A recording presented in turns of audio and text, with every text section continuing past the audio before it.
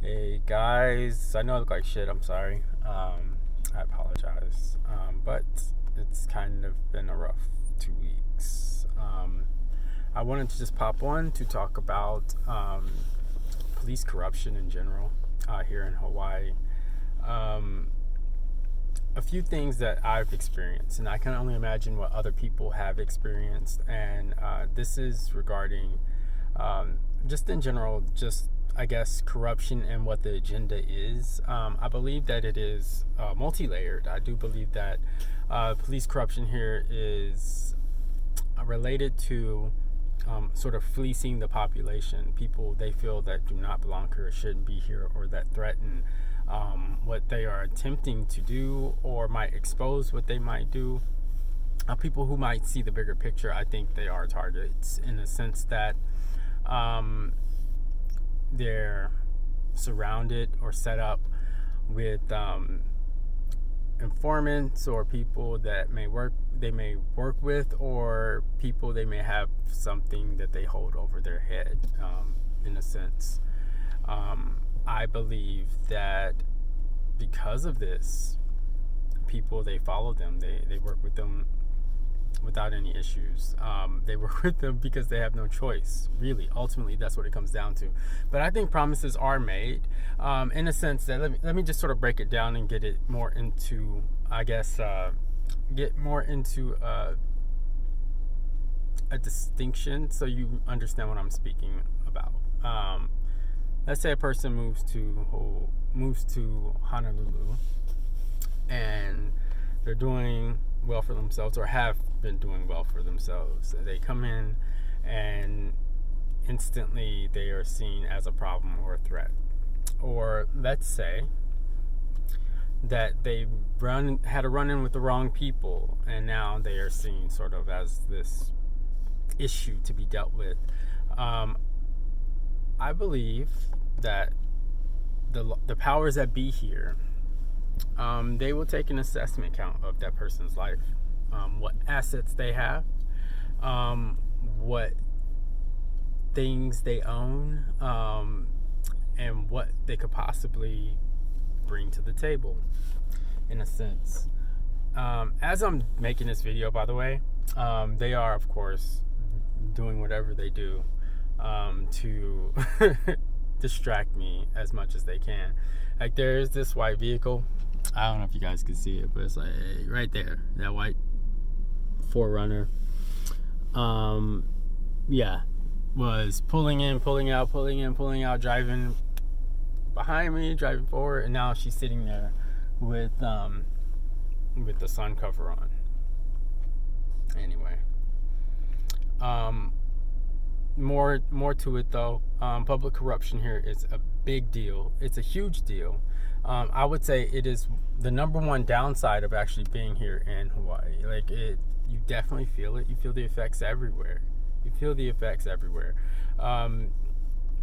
Since I've arrived, I've had a clean driving abstract. I've had 0 tickets, 0 driving violations. And since I've come back to Hawaii and started, driving, especially driving Uber, their goal has been to pretty much drown me under an overwhelming amount of debts. In this sense, it's been the parking tickets. I have over probably 20 parking tickets in the past 4 years.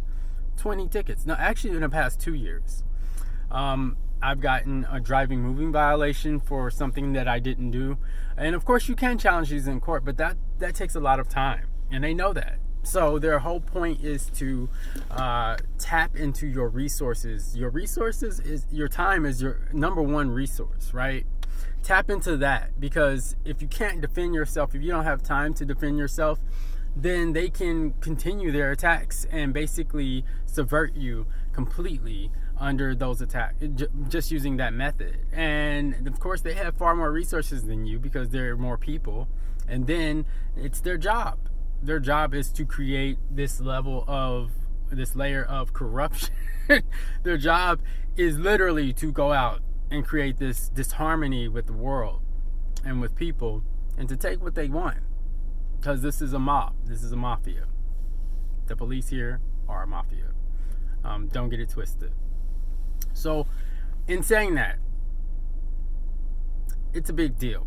For my personal experiences, even with dealing with the state, because like I said, it's a mafia. They're all together. They're all in one. Dealing with the state itself, I've had to deal with the labor board for unemployment. Became unemployed when I left my job at the insurance agency. Once I was unemployed, it went through without a hitch pretty much, but there were hiccups in between where they stopped my unemployments. Like, they stopped my checks coming through. And of course you have to deal with that, right? So I would say the initial payout of my unemployment for one of the first years that I was here, not the first year I was here, but the first time that I had to apply for it here, it went without a hitch. The second time, however, I lost my job, and I wasn't well. So I lost my job, and because it was due to medical, they did challenge that, and they said the employer had challenged it. So because it was due to medical, they held my unemployment, and they sent me through, I want to say, several appeals hearings, and I didn't get any movement on any of that until I asked to speak to a manager, a supervisor. So I called the supervisor. I called the office. I can't speak to a supervisor. I go in person. They won't allow me to speak to a supervisor. I then have to write an email, and I CC'd pretty much everybody on it. Every department that you could think of in the labor department, I CC'd on this email.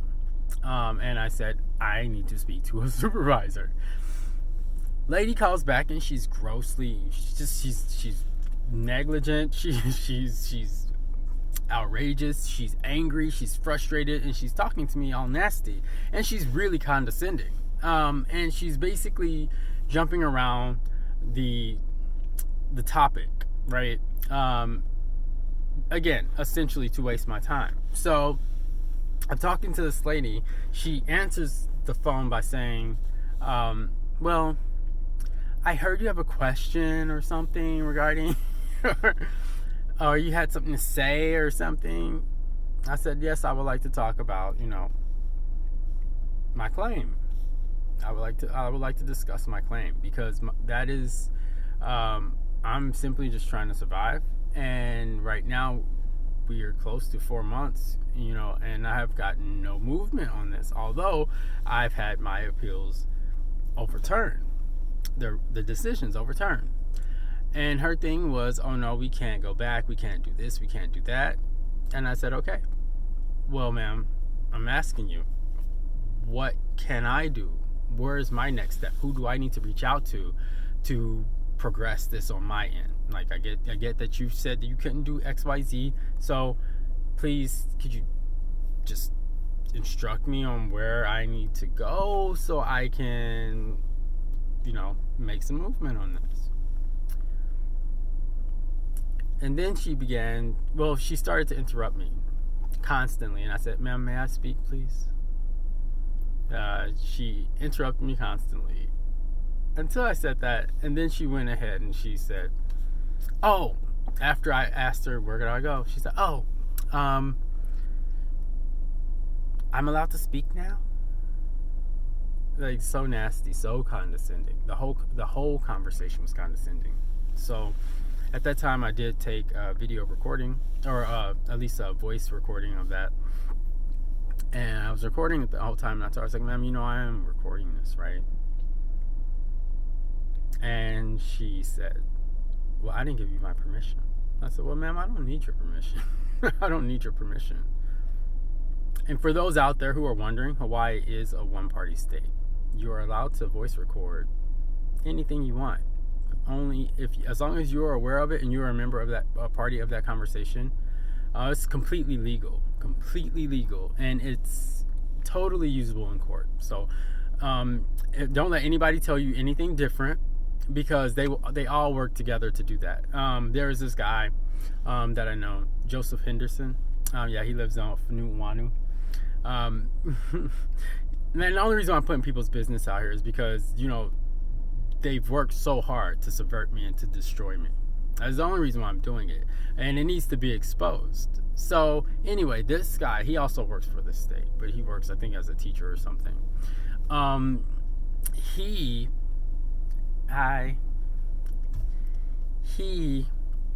and I had a conversation with him at the time I was hanging with him, and I had a conversation with him, and he said, Hawaii is a two-party state. Everybody has to be aware that the conversation is being recorded. I said, no, did you look online? I'm pretty certain it is. I'm like, I thought it was very interesting that, of course, somebody completely supposedly unrelated to the topic at hand is now sort of taking sides with of course, the state. So yeah, they all work together, and it just shows just how they all gel cohesively to take down a target, so just be aware of that. It's unfortunate that police corruption and just the state corruption is this bad. Who wants to go to war with the state? You don't have the resources, you don't have the power, and especially when you are what they consider troubled, people they try to mince and match whatever they can to take you down.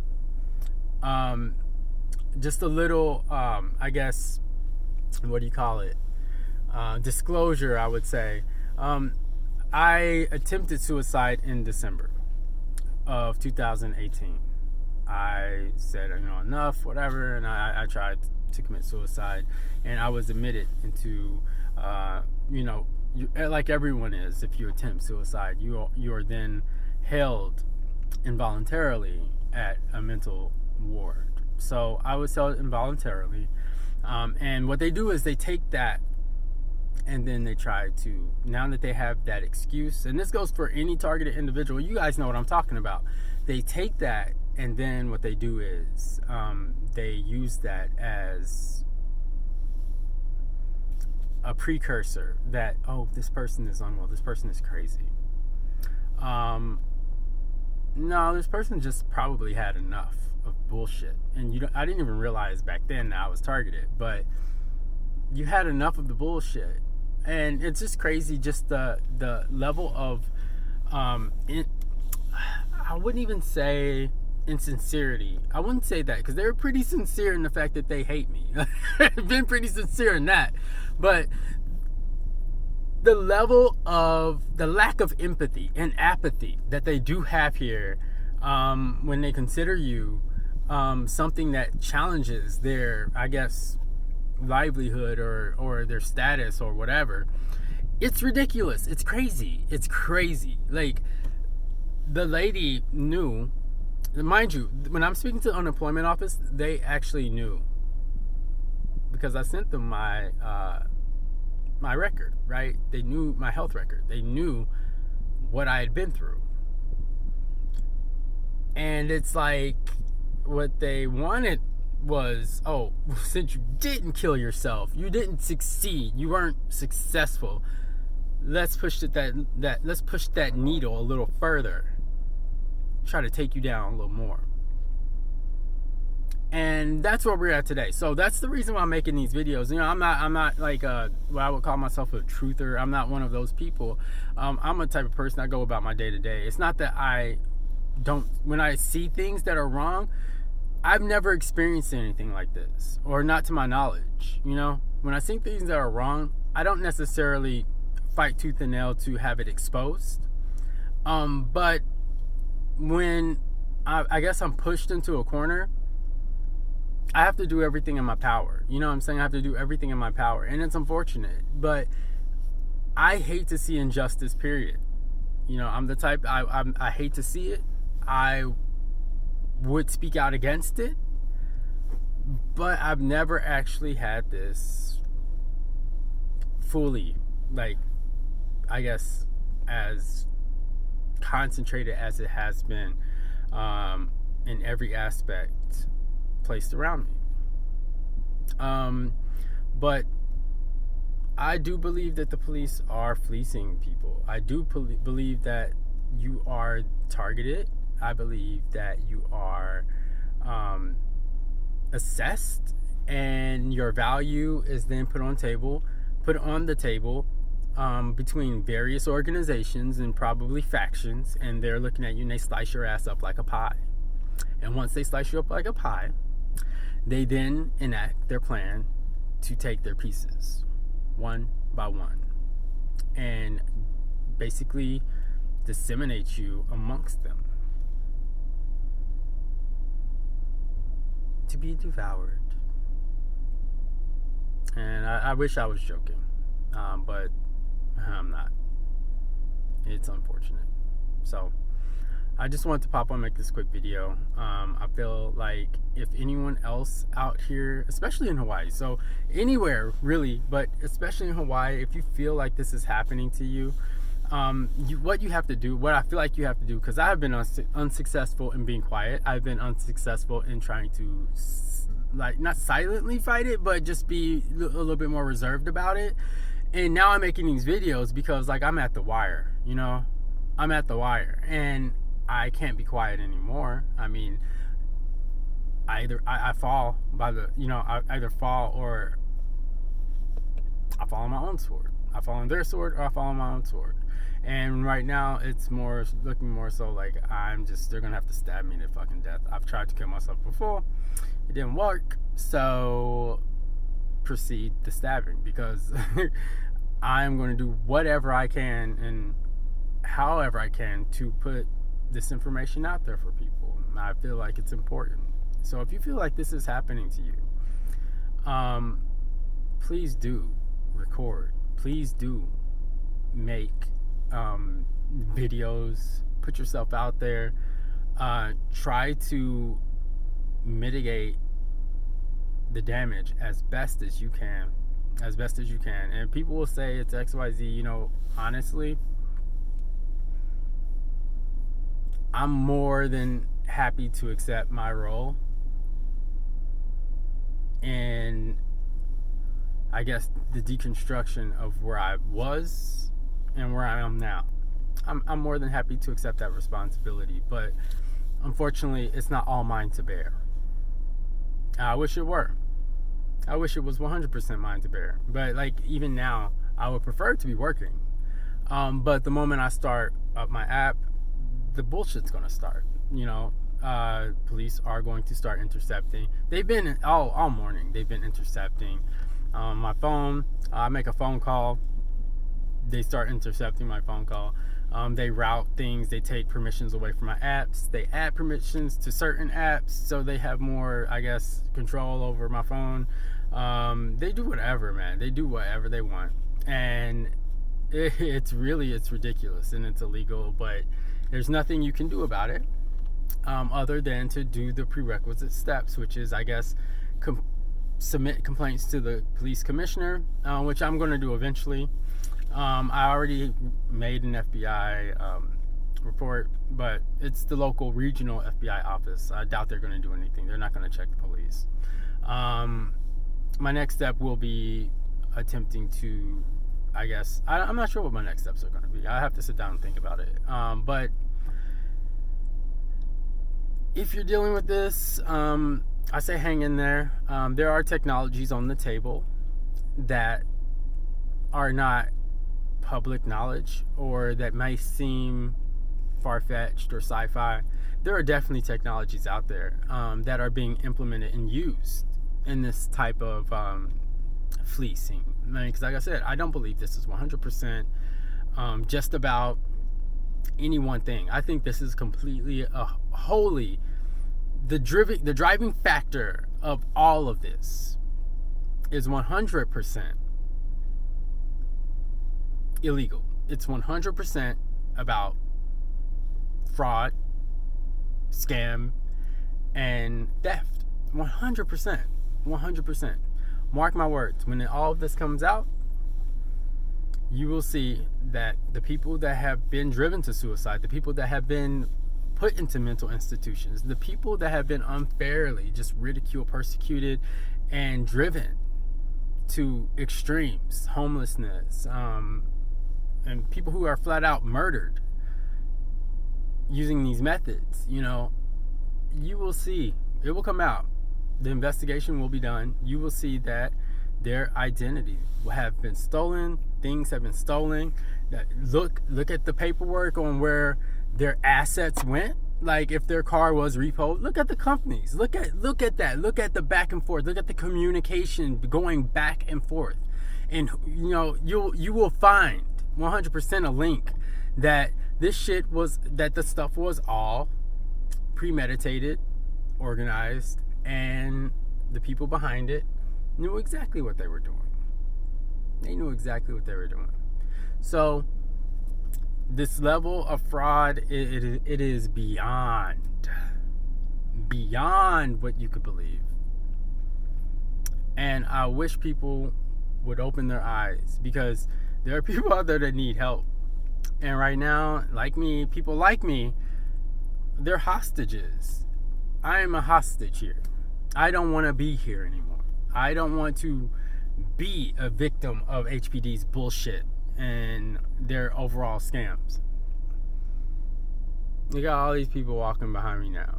This weirdos, like just nonsense. And because you're not affected by the intimidation tactics, that is when, they start fucking hacking your phone. But they've already spread lies. They intimidate other people not to help you. They do all types of things. The level of corruption here is completely unchecked. I really do hope, I'm praying that some other agency steps up, and they put HPD in check. And because this is a beautiful place, it's got beautiful people here. This doesn't belong anywhere on earth, but certainly doesn't belong in Hawaii. So that's me. I'm just popped on to make this quick video.